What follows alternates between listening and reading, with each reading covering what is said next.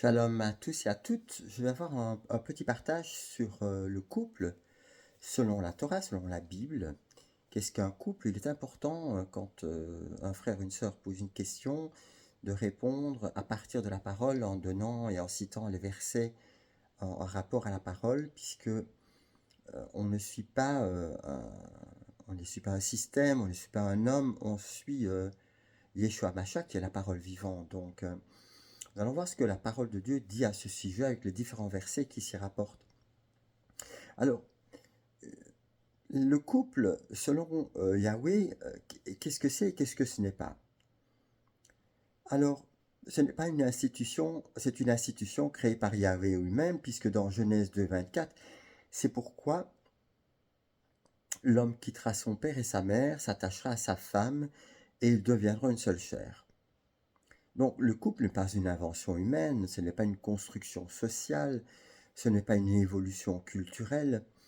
Le couple est donc une création divine établie avant la chute, dans la sainteté, l'union d'un homme et d'une femme, puisque le premier Adam, dans la Genèse, était mâle et femelle, comme la parole de Dieu nous dit, et c'est cette séparation qui a fait que ils se sont mis en opposition. L'homme a dominé la femme et la femme a été portée et est portée vers sa moitié masculine, donc avec une soumission qui n'est plus la soumission sainte et voulue par Dieu. Ici, c'est une soumission avec une domination, donc ça ne vient pas du Seigneur. Et c'est un petit peu ce qui se passe d'ailleurs dans les systèmes religieux. Ce n'est pas, on ne suit pas Yeshua, qui est serviteur de tous. On suit des hommes et des institutions qui en fait oppressent et dominent. Donc, le couple donc est une création voulue par Dieu dans une unité parfaite ou une égalité parfaite. Donc Matthieu 19, 4, 6 nous dit « N'avez-vous pas vu que le Créateur au commencement fit et créa Adam, homme et femme. Un homme et une femme unis par Yahweh, pas deux hommes, pas deux femmes, pas plusieurs partenaires. Yeshua ne redéfinit pas le couple, il le confirme. Une alliance par un simple sentiment. Malachie 2, 14. Yahweh a été témoin entre toi et la femme de ton alliance. Le couple biblique est une alliance, un engagement sacré, un pacte devant Yahweh. Quand vous prenez votre baptême, vous rentrez dans l'alliance. Donc vous devenez en fait l'épouse, l'époux de Yeshua Mashiach. C'est pour ça qu'il y a plein d'exemples qui sont donnés, les noces de l'agneau, etc., etc. L'amour biblique n'est pas basé sur l'émotion, mais sur la fidélité, l'obéissance et la vérité. Une union spirituelle, émotionnelle et physique. Donc, 1 Corinthiens 6, 16 nous dit « Les deux deviendront une seule chair ». Le couple, selon Yahweh, est une unité spirituelle, une communion de vie, une complémentarité, non une rivalité.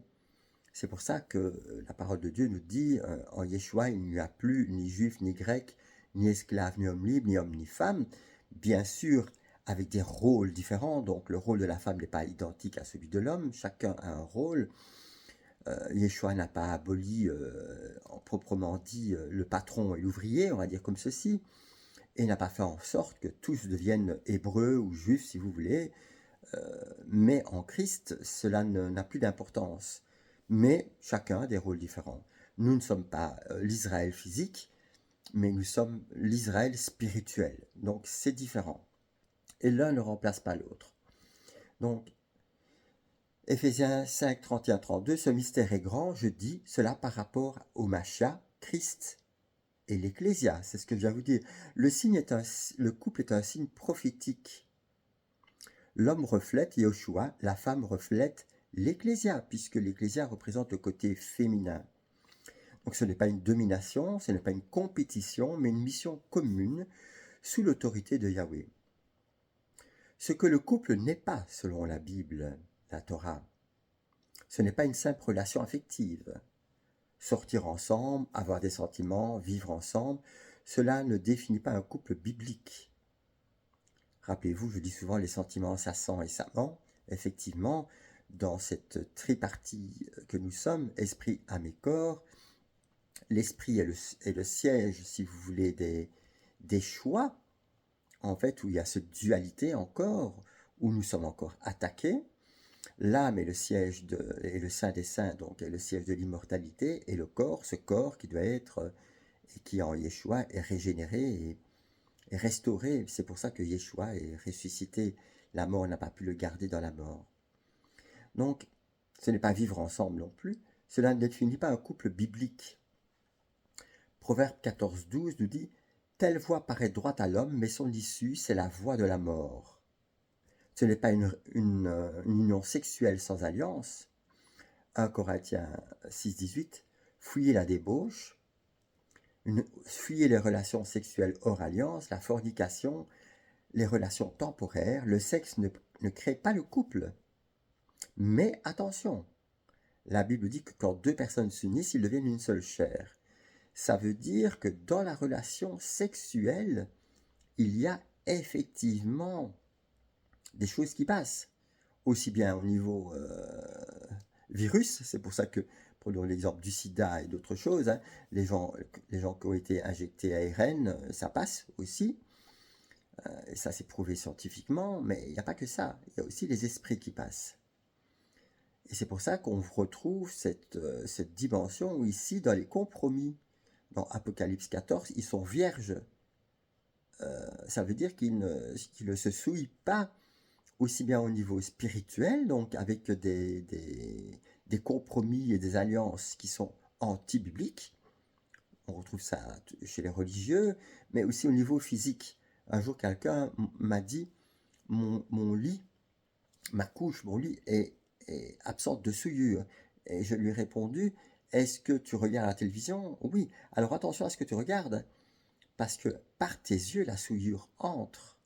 Et un jour, j'ai entendu un monsieur qui se dit pasteur, prophète, dire que si on avait des relations sexuelles, donc dans un couple marié, et que la femme était d'accord pour la sodomie, il n'y voyait aucun problème. Et ce sont des gens qui partagent la parole et qui sont reconnus au niveau mondial.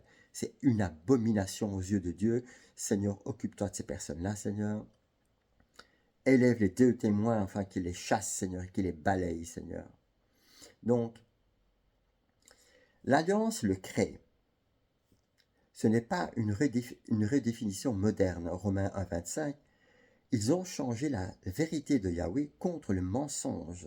Ne croyez pas tout ce qu'on raconte. Revenez à la parole. Le couple redéfini par la société.